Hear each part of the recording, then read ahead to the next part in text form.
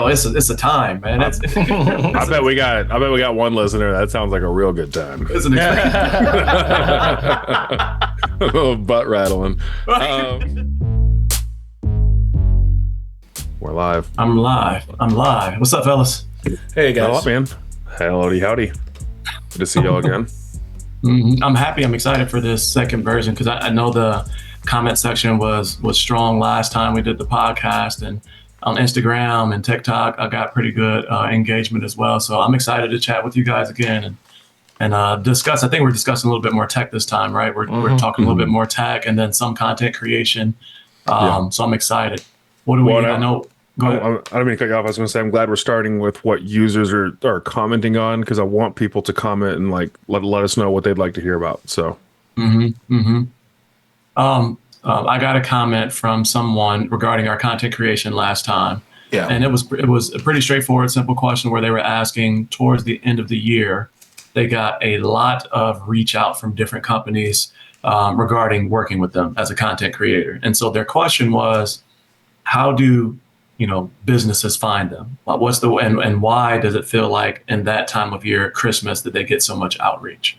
And so if each of you want to kind of talk through that, and then I'll tell a little bit about like my experience with it. Yeah. Definitely the timing of the year is the easiest part to explain, because that's whenever sales are happening left and right and companies are trying to market their product like crazy. As far as how they find you, that's a good question, because I've never been on that side of the table. I assume they have some type of software that scrapes YouTube for up and coming YouTubers that are smaller, that they think they can get product out to and not have to pay any type of fee to review. And we oftentimes get blind CC'd on emails. It's always like, hey, channel name. And there's the, what do they call it whenever you can you put like this code into your email templates where it auto loads their channel, like our channel name or our first name or something like that. Yep. Like, I never get my first name. It's never, hey, Corey. It's always, hey, Freaky Tech Reviews. Right. This out. We love your video on this, and this from, a year and a half ago. And I'm like, okay, that's just that's some template they have that pulls information from my channel. And I assume they just blast that out to hundreds of people. Whoever gets back to them the fastest is who they send it out to. Yeah, agreed. From what I've seen, it's a combination of a lot of different things, because for one, they work with agencies, right? So they work with agencies that will basically feed them, same thing that you're saying, like as far as technology, but they do it, manually. They'll just all day long, find different creators in a certain niche, right? And so they're trying to figure out, like, for instance, we're in the tech niche. And so if their content their product is a keyboard, right? They'll go Google or YouTube search mechanical keyboard, and they'll look at the people, right? They'll look at who's getting the most engagement, who's getting the most views, et cetera, within a certain given time period that aligns with a product that's similar to them.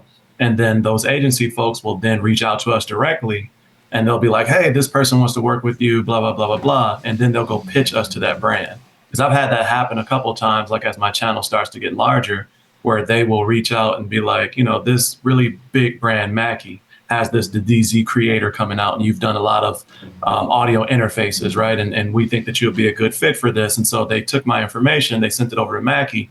Mackie didn't end up working with me, but like they reached out to me on behalf of Mackie, and then they pitched them because they were working with Mackie. So I've seen that as well. And I also believe that they have the ability for Google Analytics, right? So, to purchase from a Google Analytics standpoint, like they even have it built into the YouTube Studio now, where it's I think it's called Collabs or Content Collabs or something like that within the YouTube Studio now. So they, YouTube themselves is basically acting as an agency in that standpoint, and they are sharing that information with those brand partners that are paying in to be a part of that. Right. So, there's different ways, but those are the ways that I've seen. And then other stuff is like, you did a mic review, so they see who's doing mic reviews and they reach out to that person. Well, it's not even just, oh, sorry, go ahead, Carl. Oh, I was just going to say, to me, it's just simple lead generation, right? I used to work at a real estate company where we would call and sell advertising to real estate agents. And so we had this back end software that would just basically go through and scrape every real estate agent you could possibly find, creating leads to be able to send over to the salespeople. And those salespeople would contact and do their sales thing. So however they get the information, once you get out there, you know, because it's not like my email address is right on the front. I don't have that. It's actually behind the click thing. But it's, you know, it's just a lead to maybe a YouTube channel that they can go to and check it out and get that information and send it to you. So it's the same as sales. It's just leads. It's all that kind of stuff. Well, and that's just products that come to us. That's not to mention all the business development we do as creators to like reach out to specific clients we want to talk to. We were just talking earlier this week, Carl, about utilizing LinkedIn, which is kind of untapped for a lot of creators, where it's like, hey, let me talk to the marketing person specifically and showcase my portfolio instead of just trying to get into a generic email. It's a really good way to do it. I like it's so rare that someone will reach out to you to review a product that you actually want to review. So I like to be proactive about it. Yep. Yeah. Agreed. 100%. Definitely 100%. With the LinkedIn. Definitely with the LinkedIn thing. I had given up on LinkedIn years ago because I didn't need it anymore. But when you said that, I was like, oh. That is a huge network of things that I can start getting in contact with people directly. Because when I first started out, I sent a bunch of emails out to people, but I had no clue who to send it to. I would just go to website and find marketing at x.com, you know, and hope that it got to the right person. And I barely heard back from anyone. So yeah, and I think LinkedIn is huge because it does the legwork for you. So, for instance, when we try to reach out to somebody via like Instagram or something like that, and you're just saying, hey team, like, you know, are you willing to collaborate, blah, blah, blah. Or you do one of those where you go down at the bottom, it says contact us and it says for media inquiries, et cetera. And you can kind of click on that and it's still it's a, you know, black hole is what it is basically. So when you go on LinkedIn, you can search like marketing or ambassador partnerships or, you know, manager of marketing teams or blah, blah, blah. So you know the exact person who to reach out to. So when you're reaching out to them, you know, it's just like, hey, you know, John, you know, are you available to talk? Blah, blah, blah. Here's my information, your information, blah, blah, blah, whatever. So I think to your point, both of your points, LinkedIn is a really, really big source for reaching out and communicating with brands. So proactively as opposed to them reaching out to us. For sure. Yeah. For sure. Yeah. Yeah. Was that the only the viewer question that we had so far? No, there was another one. Let's see, John Hutchins 4157. He said, what an interesting look into the pitfalls of being a smaller YouTube channel. The comment sections of the YouTube can be toxic place and people forget they are talking with other people, not faceless corporations. I hope 2024 is the best year yet for you all. And so I think what he's alluding to is how do we manage our comment section, right? When dealing with trolls or, you know, people that are impolite, or just how do we manage, you know, the comment section when people are, you know, doing that in the space. Dude, go ahead, Carl. I was going to say, yeah. People can be so awesome and people can be so horrible. Yeah. And I think we all know that, but it's just like, do I spend my energy on the horribleness just to, you know, like a lot of times it's human nature to basically want to defend yourself or correct the other person. And when I've corrected people before when I know I'm right, and I'm just like, hey, oh, by the way, you know, actually you're wrong. This is how it goes. But some people just say stuff and you're just like, dude, yeah. Like, I don't want to even talk to you. I don't even want to spend energy on you. But I would say 95% of my comments are awesome. Loved this. New subscriber from Texas. New subscriber from California. New subscriber from across the pond. Thank you for looking into this. You know, especially with one of, you know, we're going to talk about this later, Corey, is our top 3 tech items from 2023. One of those items I reviewed, and when I did the review, I actually went through the setup process and the pitfalls and all that kind of stuff and the things that you needed to do to make sure it worked. So many people were about to throw the thing in the garbage or send it back, and then they watch my video and they're like, oh, I got it working. It's no problems. Thank you so much. Nice. And those are the people that make this worthwhile. You know what I'm saying? The other people, man, they can beep off. You know what I'm saying? For sure. Man, I've been doing YouTube for almost 4 years now. I've definitely had to develop a thick skin. One of the best features that YouTube implemented was they notify you when you get a comment, but they don't notify you when you get a reply. Now, it goes to like my email, but like it's not as easy to see that. So like I usually respond to those negative comments because at the end of the day, even the mean comments are still engagement for the channel. And a lot of times I'll thank them, be like, hey, like I've had people click on my channel just to say, oh, freaky tech reviews. What do you review? Like freaky stuff. Didn't watch. And I'm like, you clicked onto this video just to comment that. And so I was like, hey, thanks for the engagement, helping my channel grow. And I never saw the reply. And so it's one of the best features that they've implemented. But like I've gotten used to like the mean ones. They kind of stick with you depending on how deep they dig. That's why I never let anything personal out, because you don't want to give ammo. But the real weird ones are the ones where it's like, if they're not mean, they want to get to know you better. Because especially like on the Big and Tall channel that I had, I got some real interesting messages on that platform. A lot of people, I got size 18 feet, and a lot of people are very interested in that. So it's interesting the way that I handle the comments, and I will say I am an onion, right? So like I'm depending on when you catch me, right? For the most part, I'm going to ignore 95% of negative derogatory comments, unless they say something that is going to potentially misinform the audience, right? Yes. So like that's usually when I respond to a comment. Like I did a video on an audio interface, and I think I covered an audio interface on one, and then the next one I was covering another variation of an audio interface, because that's technical term. Audio interface is anything that turns an analog signal into a digital signal, right? So it could be any forms of audio interface. And the guy jumped on there and was like, you don't know what you're talking about, and this isn't this, and the first one came out in this year, and blah, blah, blah, blah, blah.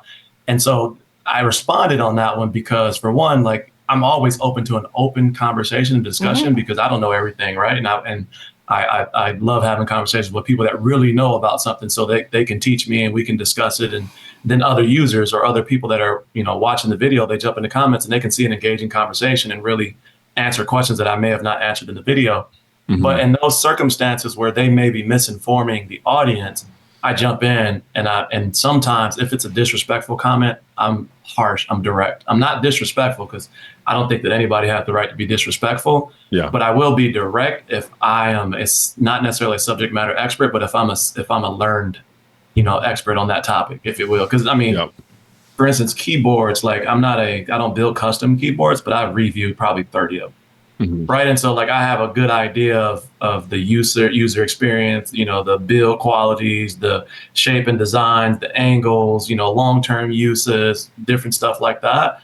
And if somebody just jumps on there and just says something that's just not right, then I'll respond to it. But if they're just jumping on there like, dude, you're stupid, I'll give them a thumbs up. I'll be or I like the comment and keep it moving, but if it's anything that's going to misinform, I've had to do that a lot on my Temu videos, right? And I think we've talked about that, My last Temu video got some heat for sure. Oh yeah. People love to sit on their Chinese-made device and comment about how you're doing a Chinese company review. It's like, do you not know what you're doing right now? Anyway, to not get too far in, because I could talk all night on comments. I know one thing I wanted, Chris, you wanted to talk about was the latest tech news, the AI tech news. Yeah, absolutely. And before we move forward, Geared Forward was the first comment. So I want to make sure we shout out Geared Forward for giving a comment. And then John Hutchins 415 was the second comment. So thanks for sharing the comment, everybody, and continue to have these comments come in, and we'll continue to discuss them opening up the video. But jumping over into latest tech, right? So this week, OpenAI, they didn't launch it, but they shared with the world that they have a new generative AI called Sora. And so basically Sora is a generative AI that is a prompt or text to video, and it's limited to 1 minute. So it can create basically anything from what you type in the prompt section. So whatever it is, and I got some videos that I can share and all that different stuff we might put up. But they have a woman walking down the street in the middle of what looks like to be Tokyo, and she looks 100% real. You cannot tell that it's fake. They zoom in on her. You can see the pores in her skin. You can see reflections on her glasses and things like that. And so the response this week to that was massive, right? The response was massive. They're rightfully so. Some people are afraid of it. Some people within the content creation industry are nervous about it, right? Because it could take jobs and different things like that.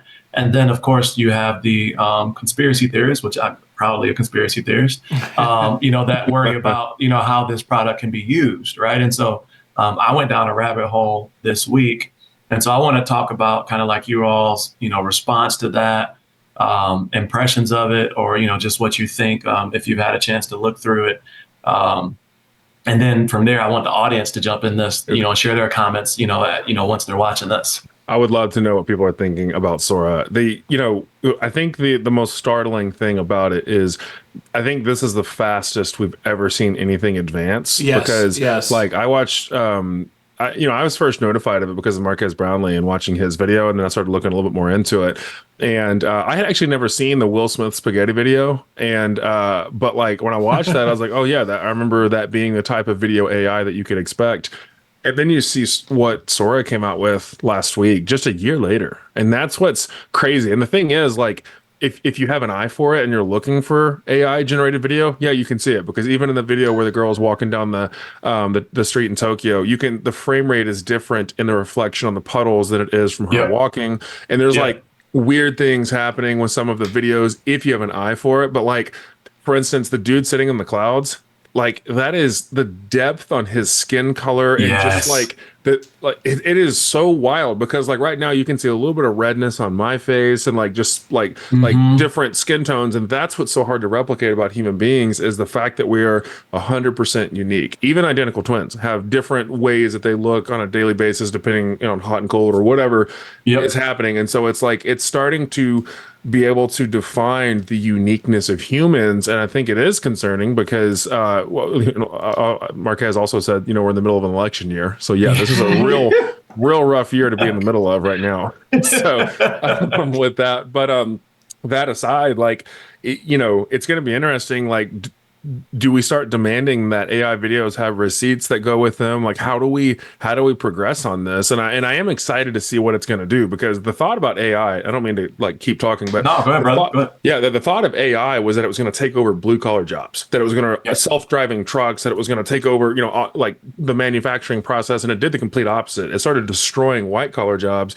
And specifically marketing and product management is what it really went after. And this is that on steroids. Now, personally, I can't wait until the video editing capabilities get to the point where I can like cut off that octopus tentacle and have it edit my videos in my style. It's not, obviously not there yet, but it's I'm really interested to see a year from now what it's going to be and how they're going to maintain this, because it's evolving faster than we can regulate it is the problem. Yes.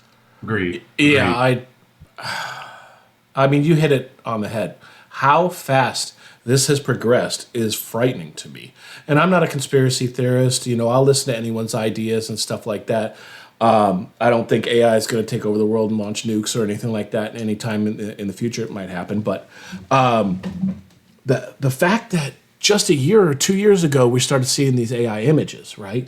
And you're like, oh, wow, that's beautiful. Because I used to do, like I said, I used to work in video games. I used to do 3D renderings and build things in 3D, and that took forever. Oh, sweet, man. Yeah, and that took forever and never reached the quality of like real life. I mean, we could just never get there. And even now, when you watch things done by 3D and by people, it just doesn't reach real life. And 2 years ago, you start seeing these images, and you're like, oh, that's nice. That looks really good. It's generated by AI. How the heck do they do that? But you can kind of tell because it's a little rich and it's a little oversaturated, and it's this and that and this, right? Yeah. And just literally a year later, you're seeing these videos come out just the other day, and I'm like, are you kidding me?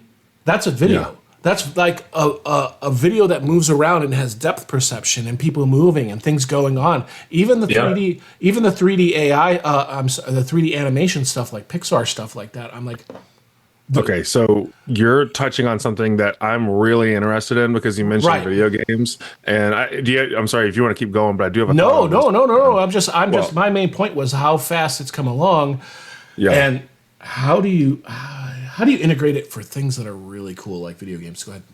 Well, Yeah. okay. So this is an interesting topic because at CES, and I did a video on this a couple weeks ago. Game Shark, which is an old cheat company like back in the '90s and early 2000s that I used all the time, especially on N64. They are back in the news right now, and they actually replied to my comment and were explaining that they have no, dude, the thumbs up thing. It keeps getting my thought. But You're the only one that does it. Right. I don't know why it doesn't do it to y'all, but but okay, so Game Shark's back in the news because they have a controller that and headset and audio mixer and like all this different stuff that uses AI to enhance your gameplay. And my main concern was how is that going to affect the competitive scenes? But I can't I can't knock the fact that I'm just doing the thumbs up again. I don't get it, but I'm gonna keep my hands down. I just talk with my hands, but I don't know what to do with my hands. I don't know what to do with my hands. But I really am curious to see how it's going to help with procedural generation in RPG environments because like most games are based on like RNG right now, random number generation, where like we were playing Lethal Company as a group just this last week, and it was a randomized layout of the facility that we went into. But the thing about AI is imagine when it starts creating its own storylines and starts creating all of this really advanced, intricate stuff. Like imagine a game like Skyrim coming out, like a new age, like game where it's AI infused and no person can have the same input. Like imagine not only the storylines are AI driven, but also because we have the video capabilities, they're hyper realistic. They are now generating NPCs that no one even has the same NPC, which I think, it wouldn't be able to establish a culture if the game was too different they'd have to put like parameters on it.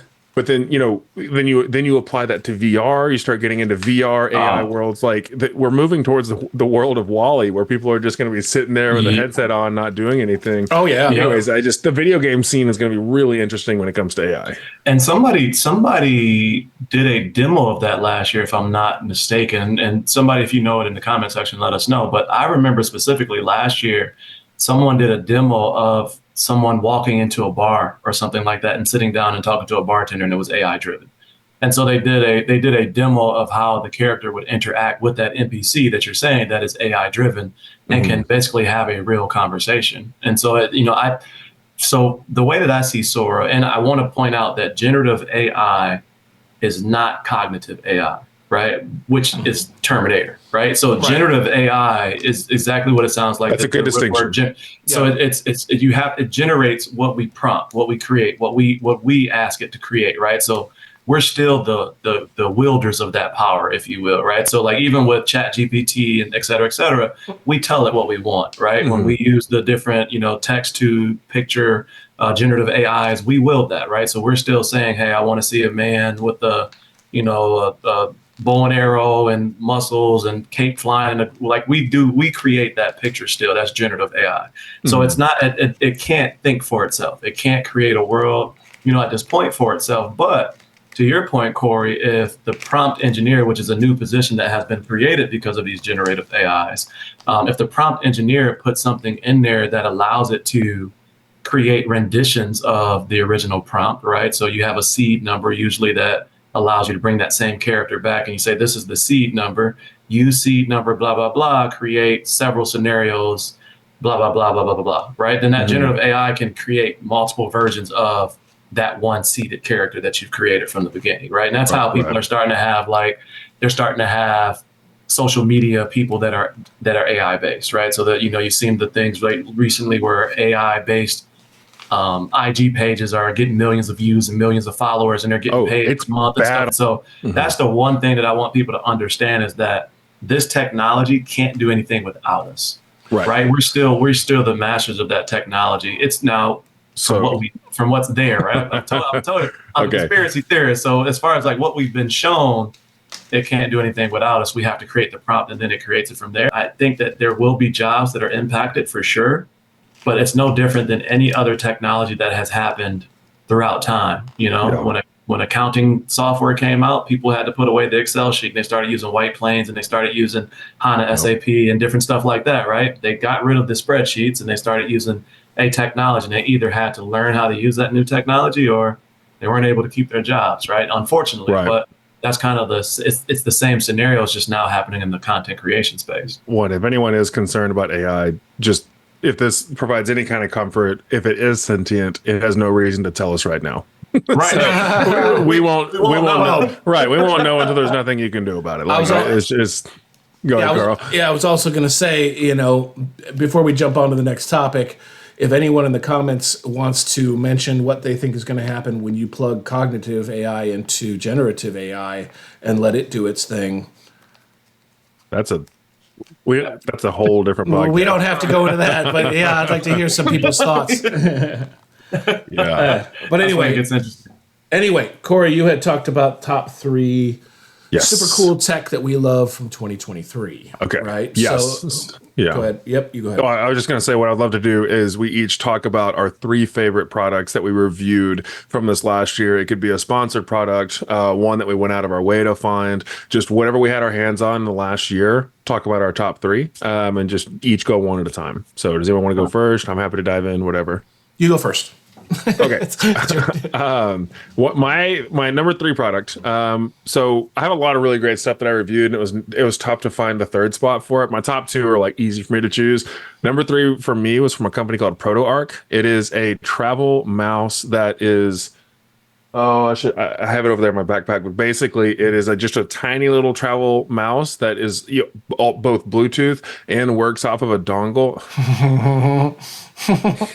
I don't know what to do about it. I need to turn gestures. We can turn those off, yeah. But the dongle slides into the butt of the mouse, and it's just this simple thing, because like whenever I'm traveling with like a MacBook, I need to be able to plug stuff in like an HDMI cord, so I can like on a hotel TV watch a movie or something like that. Like there's just times where I need like an Ethernet port or something like that. And this thing just, I don't know why it's so handy. It's just this cheap, not crappy, but it's just this cheap little mouse dongle combo that I have used more. I have whipped this thing out and used it more than almost any other product that I've reviewed. So it's not it's one of my most used products. It's not the product that I get the most excited about, but it's got to be in the top 3 just because it's been so handy, so useful for its price.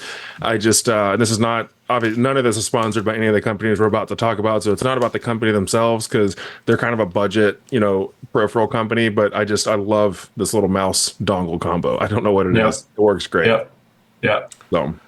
Yeah, I can go next, I guess. One of the things that I was thinking when you first asked me about this is the fact that I don't buy a lot of the cool new whiz bang stuff, right? I don't get a lot of the new super hot stuff. I get stuff that's been around, stuff that I find to be useful for people. So this has been around for a while, but my number 3 item is my Keychron keyboard. So I put different keys on here, right? Nice. So when I first started out, I was just using whatever keyboard, because I was fine, because I can type super fast, programmer and stuff like that.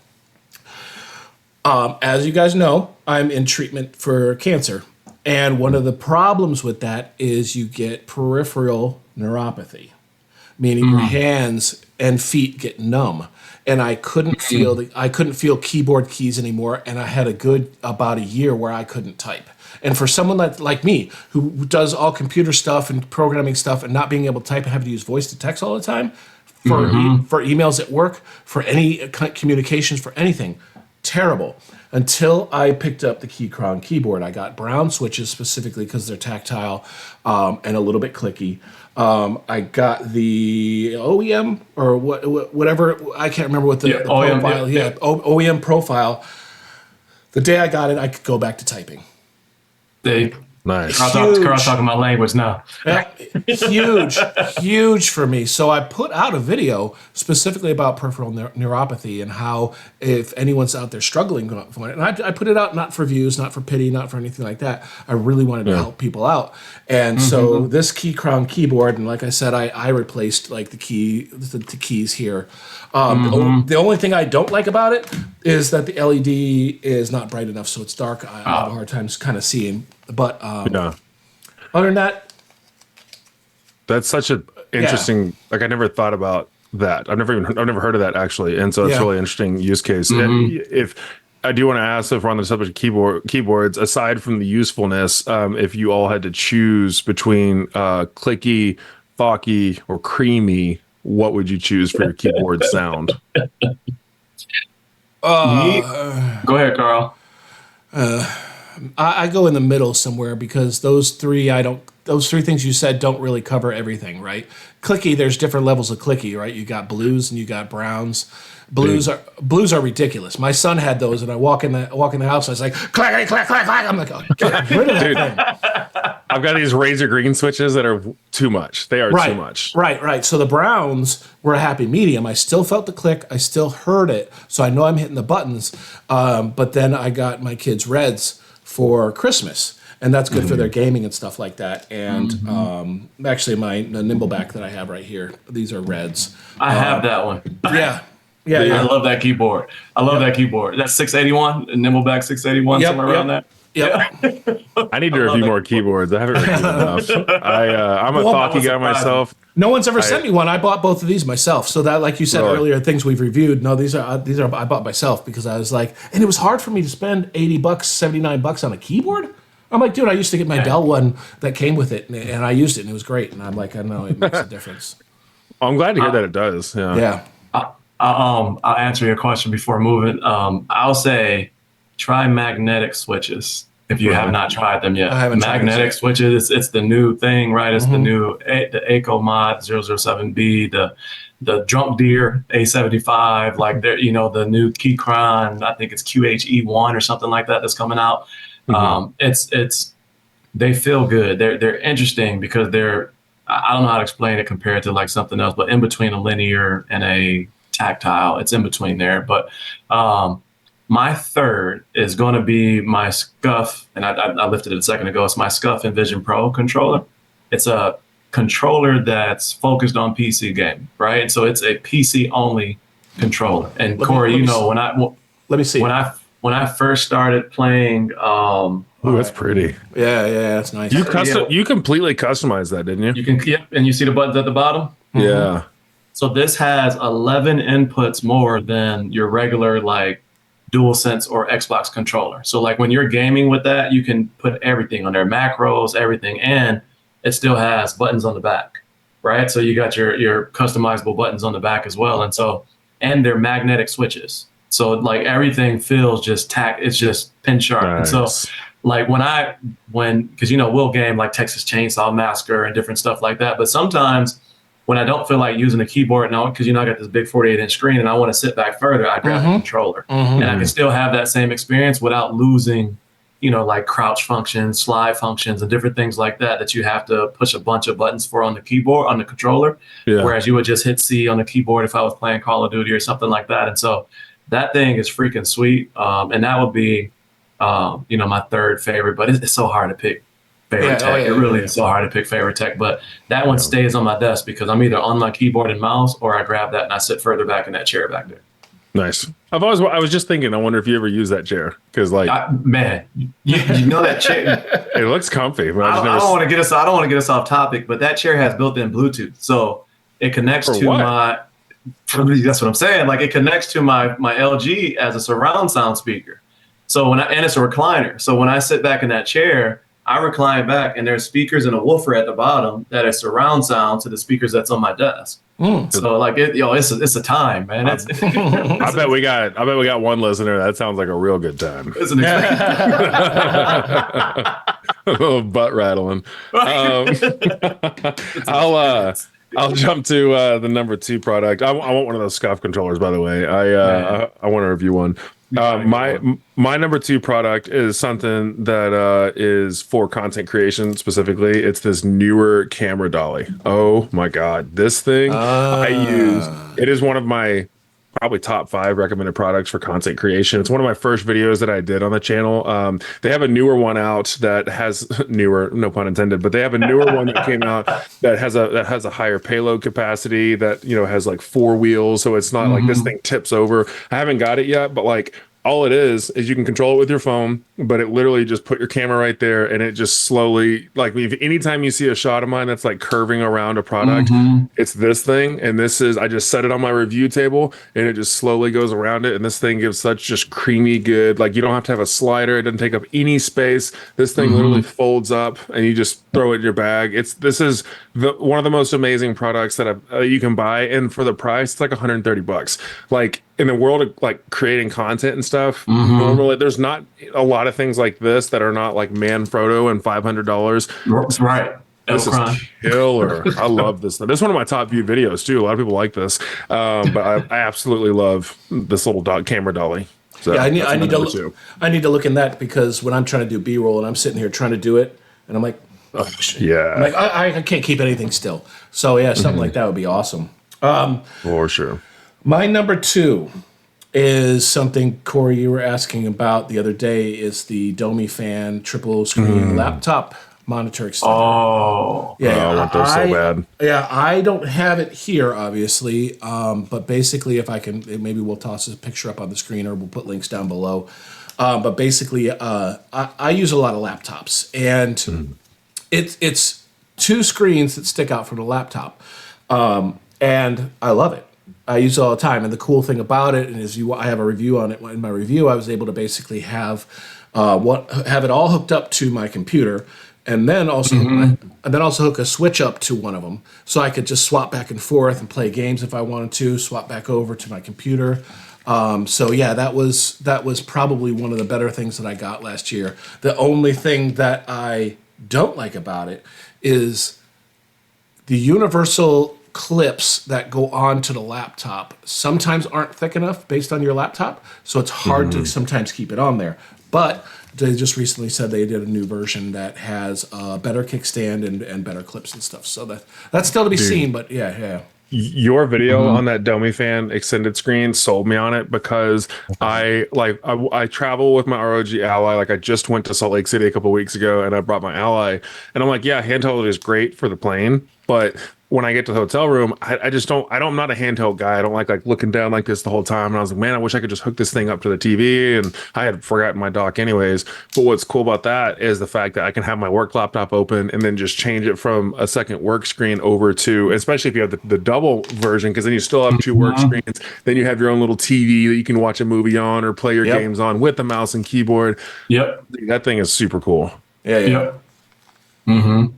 I would say my number 2 are a pair of earbuds that I haven't even reviewed them yet, and I don't know. That's not 2023 then. No, I bought them in 2023. I got fair them enough. I got them in like March. Oh, and they're the Raycon Impact earbuds. Like, and a lot of people a lot of people talk about Raycon like as being an inferior product, but every product that I have from them is good, right? Like, I haven't picked up a pair of Raycon headphones or gaming headphones or anything be like, that's trash. Like, these are my favorite earbuds. And remind you, I brought the Apple Pro 2s last year, right? I brought those last year, and those Impact earbuds by Raycon are my favorite. They're never dead. They are never dead. They're never dead. The case, the case comes with one of those metal hooks that allows you to hook it to your bag, right? And then the case itself is waterproof, dustproof, etc. And like, literally, they are never dead. I've charged them like 3 times all of last year. Wow. Yeah. Like, they're never dead. Like, I'll put them on my clip. So like, when we go out to basketball and different stuff like that, because I'm always in the gym or I'm always somewhere with the kids or whatever, they are literally never dead. Like, I can grab those without a doubt, and there's going to be some power in them. You know what I mean? And I can listen to them for hours, put them back in the case. They're just never dead. So those are my favorite earbuds, and they sound good. Like, they're noise canceling. They have the pass-through audio. Everything that you can think of that you need from an earbud, they have it. And like, they're not as expensive as the Apple AirPod Pro 2s. Yeah. You're the first person I've talked to that actually owns Raycons. I just thought they put a ton of marketing money into their product, because I've always heard about them, and it's usually well-known YouTubers that are talking about them. And I'm like, man, they're dropping some money to get their product noticed, because their budget products being talked about on big tech channels. I think even Marquez has talked about those things in Linus Tech Tips and stuff. So interesting. Dude, they're good. Check them out. Their gaming headphones are the loudest gaming headphones I've ever tried out. Really? like by far, like, and it's not like a, because you can have headphones that are just loud and harsh. Right. These are Right. really, they're well balanced. They got like three, they got bass, they got, it's like bass, classic, or whatever it is, but they're really well mixed too. So like, and that's just not, I mean, obviously we're not sponsored by them or we're not getting paid for them or anything like that, but Yeah. I have their gaming earbuds, I got impact earbuds, I got their everyday headphones in all white. I gotta have the white peripherals, and then I and then I have their gaming earbuds, and like I even they partnered with me for one of them to give a pair away. But those like are by far the loudest gaming headphones that I've ever listened to with real bass in them. Like, Interesting. yeah, Nice. no.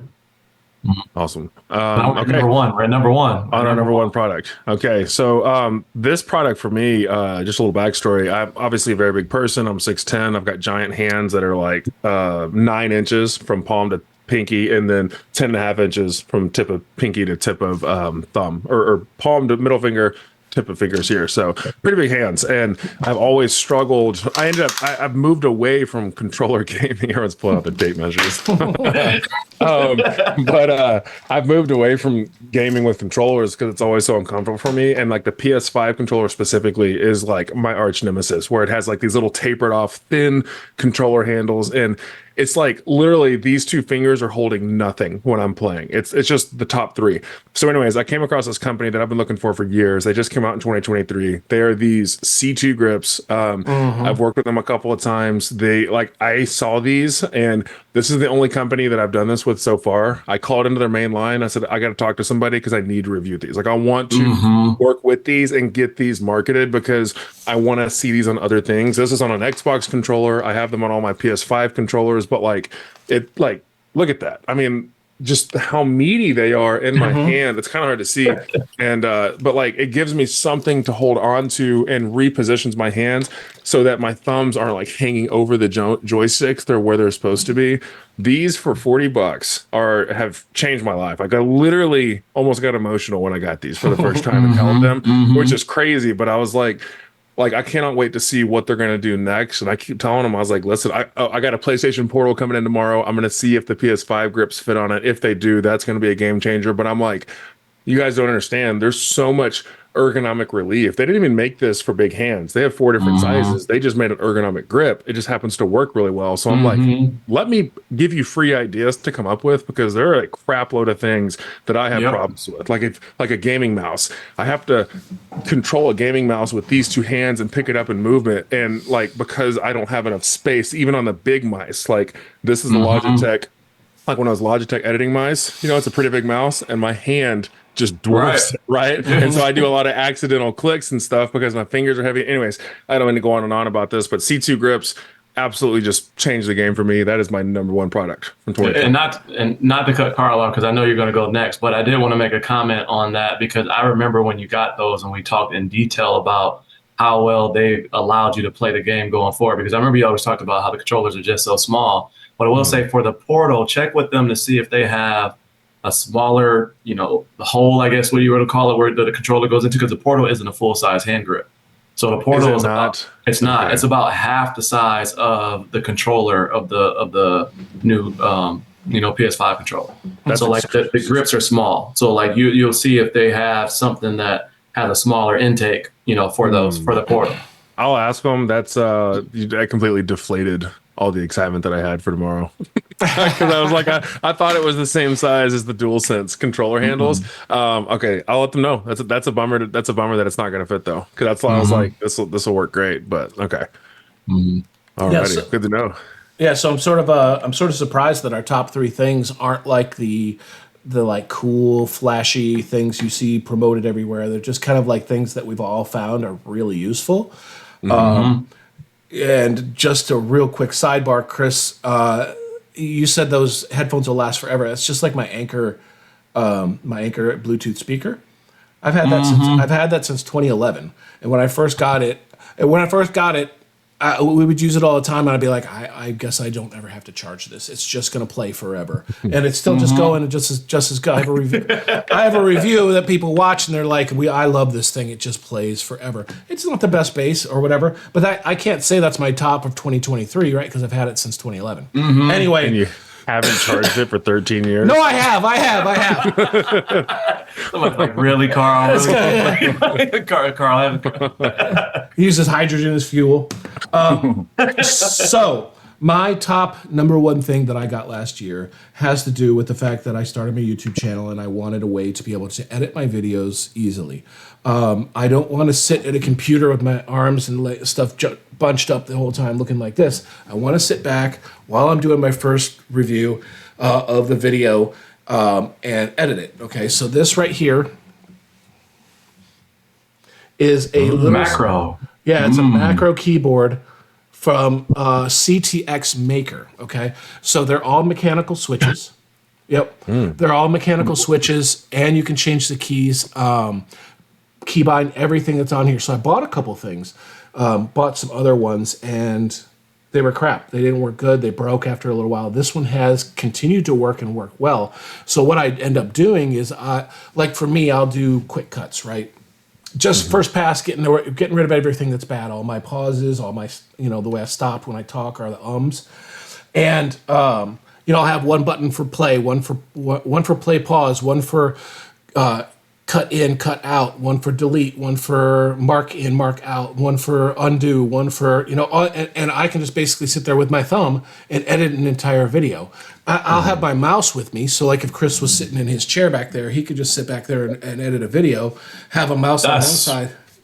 Yep, have a mouse on one side. Macro pad. Yep, and have one here. I love that. Now I got it specifically because of these turning knobs, but they don't what's it called when you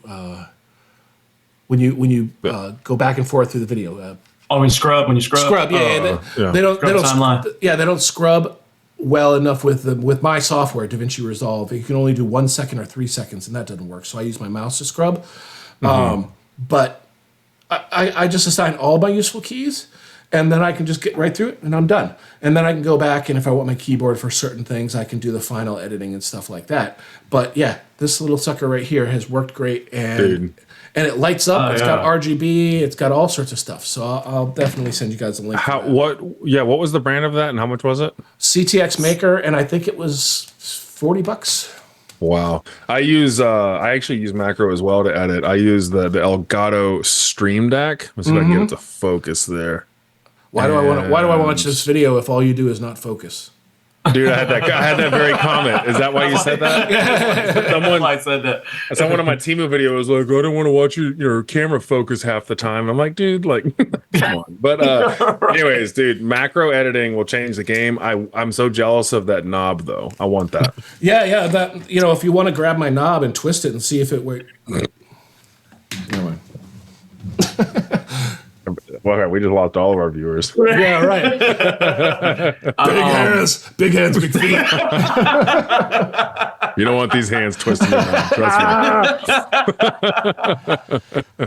It's funny you say that. So this is not 2023. This is my Logitech G604 mouse. So it's an MMO mouse. If you can see that there, there's 9 buttons on the side, 2 right there, and then 2 more up top that are programmable.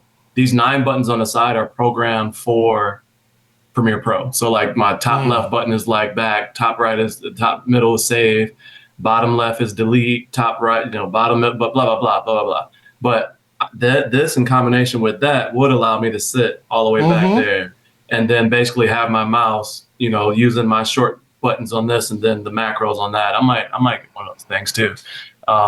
My number one product from 2023 are my Vigilant audio. They're Audio One Vigilant studio monitors that are on my desk. Like I don't know if you watch my video where and it's funny because the products that I really really love I haven't reviewed yet between these two, but they have a mix or a switch on the back that allows you to switch between what they call hi-fi audio, which is your regular, good sounding audio with the bass, the mids, and the highs in there.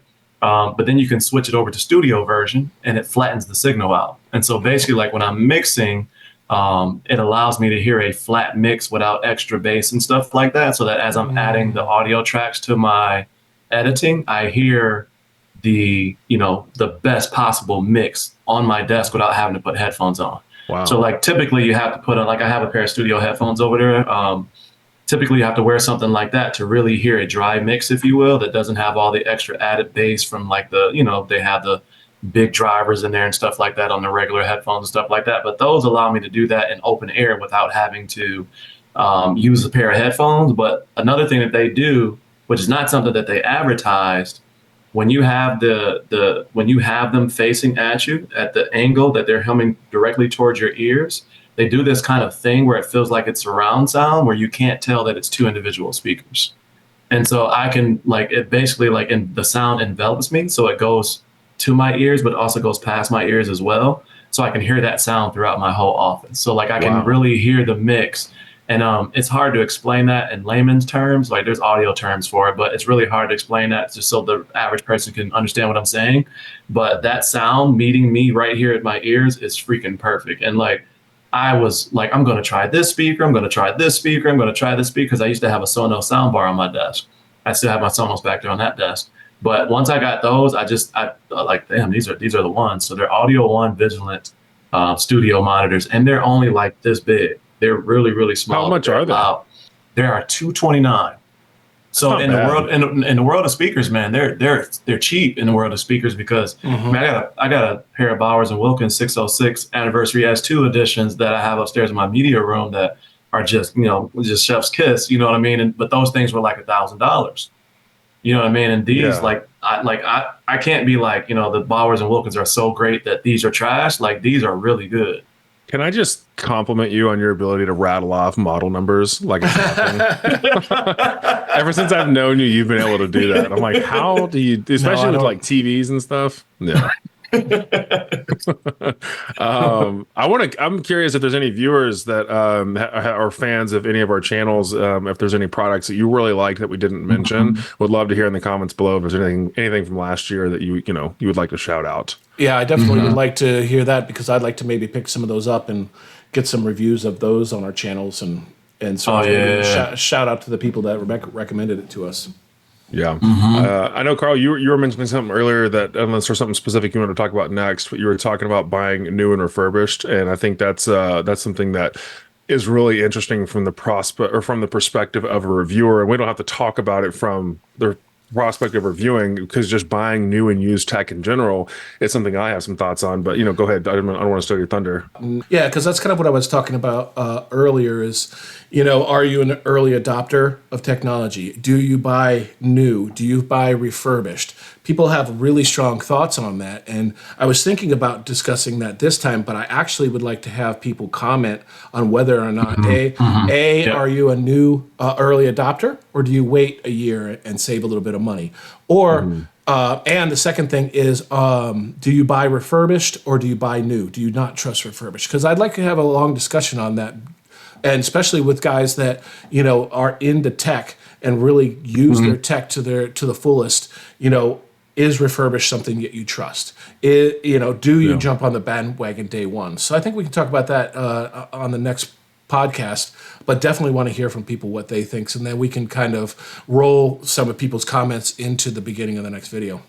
I like it. Yeah. And even if they don't leave comments, we're still going to talk about it. So But yeah, I think I really am curious to hear what viewers think about not only the new versus used thing, but just topics in general. There is such a wide variety of things in the gaming industry, tech industry, content creation, YouTube, whatever, just that's going on in the world right now. And I would really be curious to hear just what people want to hear us talk about, because I think the three of us can ramble about everything forever. We try to, I think, rein it in as a group, because I think everything we talk about, we could talk about for an hour, and we try to keep it brief. But we'd like to know what we're hitting on that you would like to be a part of. And also be sure to subscribe each person's channel. Would love to have you join each person's family, and also, just follow, like these podcast videos and share them if you'd like to. The more people we can get talking with us about what's going on in the industry, that the more things that we can cover. So you guys have anything that you'd like to say? I just wish that the like bubble would have come up when you said hit like. It doesn't come up when I need it. It's involuntary. It's definitely involuntary, but I agree with you, Corey. I think that, if you enjoy these podcasts, please like and share them with people that you think would also enjoy them. And then also please comment, add your comments below and add your thoughts, because we want to make sure that we cover those on future videos. And I think this is something, like he said, that we're going to do monthly. And then depending on how much you guys interact with it, engage with it, it may be something that we can do 2 times a month. So put that in the comment section below if you want to see this once a month, or if you are engaged enough to do this twice a month with us. So outside of that, I think that's it for all of us, right, fellas? Yep. All right. Unless we want to bring streaming sessions to the platform. We've had some fun with Lethal Company. But anyways, go ahead. So everybody, have a good day. Thanks for stopping in and hanging out with us. As always, see you in the next video. Yep. Bye, everybody. Bye.